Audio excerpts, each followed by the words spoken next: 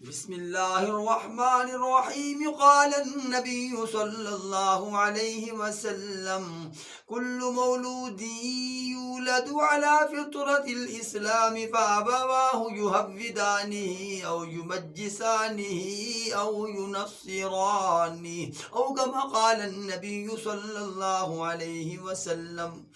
حضور اکرم سید الکونین صلی اللہ علیہ وسلم نے فرمایا، دنیا میں آنے والا ہر بچہ، ہر نو مولود اسلام کی نیچر، اسلام کی فطرت لے کر آتا ہے، یعنی اس میں دین اسلام قبول کرنے کی صلاحیت، استعداد موجود ہوتی ہے۔ ہاں، لیکن معاشرہ، سماج، ارد گرد کے لوگ کوئی اسے یہودی بنا دیتا ہے، یا عیسائی بنا دیتا ہے، یا آگ پرست بنا دیتا ہے۔ اللہ رب العالمین نے انسان کی پیدائش میں، خلقت میں یہ چیز شامل کی ہے کہ وہ اگر دین پر چلنا چاہے، صراط مستقیم کو اپنانا چاہے، تو اس پر چلنے کی استعداد، صلاحیت اس میں موجود ہوتی ہے۔ ہم نے جو اپنے بچوں کو کھلا چھوڑا ہوا ہے کہ اگر ہم ان کے ذہن میں دین نہیں ڈالیں گے، دینی بات ان تک نہیں پہنچائیں گے، تو یقینی بات ہے کہ وہ ماحول سے متاثر ہو کر انہوں نے اپنے ذہن میں کچھ نہ کچھ لینا ضرور ہے۔ یہ نہیں ہو سکتا کہ بچے کا ذہن خالی رہے۔ اس لیے اپنے بچوں کو ڈرائیور بنا لیتے ہیں، ہم کرکٹ سکھاتے ہیں، ہم ساتھ گفتگو کا ڈھنگ بھی سکھاتے ہیں۔ ہماری کوشش یہ ہوتی ہے کہ معاشرے میں، سوسائٹی میں ہمارا بچہ خود کفیل ہو، وہ کسی معاملے میں دوسرے سے پیچھے نہ ہو، کسی کا مرہون منت نہ ہو۔ تو پھر دین کے معاملے میں ہمیں اسے خود کفیل بنانا چاہیے، تاکہ وہ اس معاملے میں بھی کسی دوسرے کا محتاج نہ ہو۔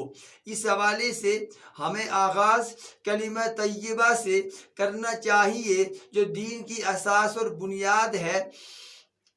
پہلا کلمہ، جسے اگر ہم عربی میں کہیں گے تو الکلمۃ الاول لا الہ الا اللہ محمد الرسول اللہ۔ لا نہیں ہے کوئی، یہ لائے نفی جنس ہے۔ الہ معبود، کوئی معبود نہیں، الا علاوہ مگر سوائے اللہ، اللہ کے۔ اللہ یہ اللہ کا ذاتی نام ہے۔ محمد الرسول اللہ، محمد صلی اللہ علیہ وسلم اللہ کے رسول ہیں۔ کلمہ طیبہ کے الفاظ میں ہم کئی غلطیاں کرتے ہیں۔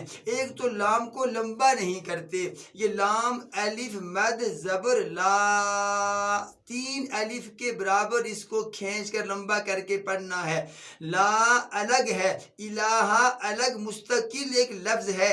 الا اللہ، عام طور پر ہم سادہ زبان میں الا اللہ پڑھتے ہیں، جو غلط ہے۔ الا اللہ اور محمد دال پر پیش ہے، اکثر محمد الرسول اللہ پڑھتے ہیں، لفظ ہے محمد الرسول اللہ۔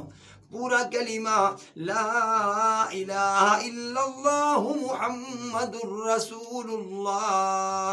ان الفاظ کی درستگی، ان کے معنی کا آنا ہم سب کے لیے، ہمارے بچوں کے لیے ضروری ہے، لہٰذا اس کا اجر و ثواب بھی بہت ہے۔ یہ ہمارا اخلاقی، دینی فرض، ذمہ داری بنتی ہے کہ ہم نسل نو کے اذہان میں دینی تعلیمات راسخ کریں، بٹھائیں۔ اس لیے کہ حضور اکرم علیہ الصلوۃ والسلام نے فرمایا کلکم راع وکلکم مسئول عن رعیتہ، کہ تم میں سے ہر ایک حکمران ہے، ہر ایک رہبر و رہنما ہے، اور ہر ایک سے اس کی رعایا کے بارے میں پوچھا جائے گا۔